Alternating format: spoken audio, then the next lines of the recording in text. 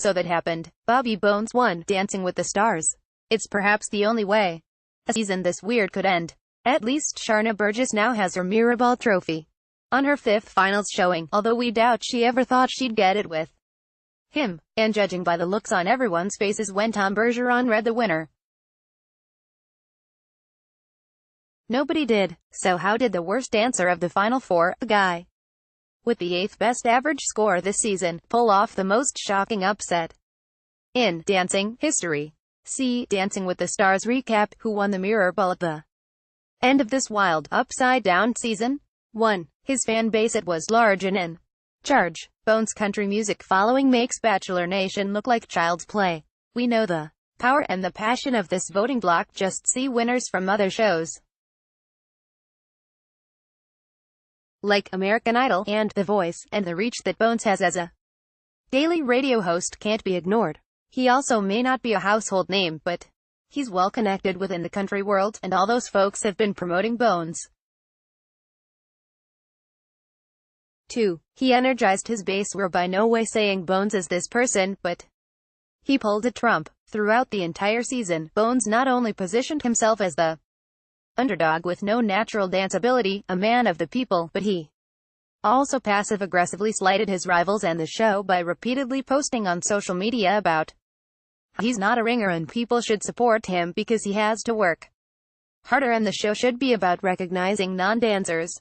It turned a lot of people off, but it could have just as well stoked a fire in others to back him. He knew the right things to say to get people in line. 3. He gained some of Joe, Grocery Store Joe Amable's fans. Most of Bachelor Nation probably stopped voting after Grocery Store Joe was eliminated, but some could have tossed their support behind Bones in Bad Dancers in Solidarity way. See Bobby Bones' wacky Dancing with the Stars freestyle got scores that upended the finale. Watch. 4. The judges' ridiculous overscore of his freestyle. The judges always let the 10 paddles fly on the finale, but they usually know when not to bust him out if a routine or a performer is not tip-top. Bones' freestyle was fun, but he spent more time talking than dancing, and the dancing he did do was out of sync. That 30 was out of control and rendered the 30s that Milo Manheim and Vanna Lynch, and to a lesser extent Alexis Wren, got less important, not just figuratively but mathematically.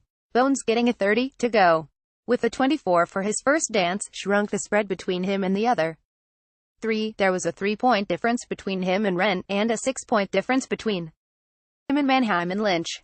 Given how huge his fan base is, a lower score might not have changed the outcome, but the 30 certainly made it easier for him to close the gap. Though in hindsight, since he won, maybe it's a good thing he got a perfect score. Nobody has won without at least one perfect score.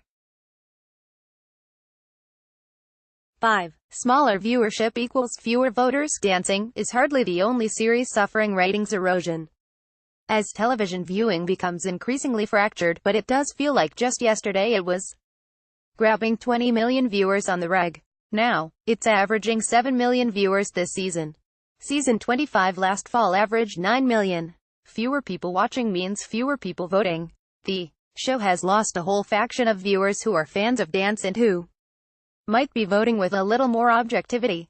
That's why even when an underdog bad dancer made a final in the past, you knew they wouldn't actually win because sensible voting prevails and a contestant with good to great, if not the best, dance skill wins. But when you lose that core base of viewers who become fans of celebrities during the season, that makes it easier for built-in fan bases to dominate the vote. Manheim and Lynch could have won a few years ago against Bones. 6.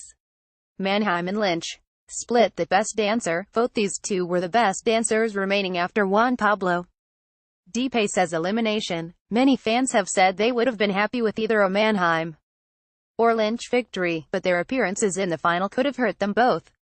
Much like in an Oscar race, you want a clear alternative to the frontrunner for everyone will rally around. Yes, no one really know how much of a frontrunner Bones was in terms of fan votes, but there were people who were torn over Manheim and Lynch and split their votes between them. See Bad News, Dancing with the Stars fans. Tom Bergeron doubts the show will return in the spring. 7. The one-night finale cut down voting time and ability. ABC reducing the finale to one night was suspect, especially since a two-night closer was in the plan less than a month ago. What was behind the change? Did TPTB realize there was no stopping the Bobby Bones bandwagon? Sure, a two-night finale could have gotten Bones more votes, but it would have also greatly benefited everyone. The one-night finale meant voting was online only during the live broadcast in the Eastern and Central time zones, aka Bones Country, no pun intended, which put whoever danced last at a disadvantage, if you're one of those people who waits for everyone to dance before voting. Voting was open to the whole country, but folks in the Mountain and Pacific time zones had to vote blind. Not only that, but West Coasters might have still been at work or commuting or picking up a turkey for Thanksgiving while the show was going on. If there had been a second night, Mannheim's and Lynch's Sterling freestyles would have definitely picked up more votes overnight, since more people would have, had a chance to watch them and vote. Plus, producers would know exactly how the votes shook out after night one and could clue in the judges so they know what to do for the night two fusion dance. It's telling that there was no reaction shot from the judges after Bones won. For Gold Derby's free newsletter with latest predictions,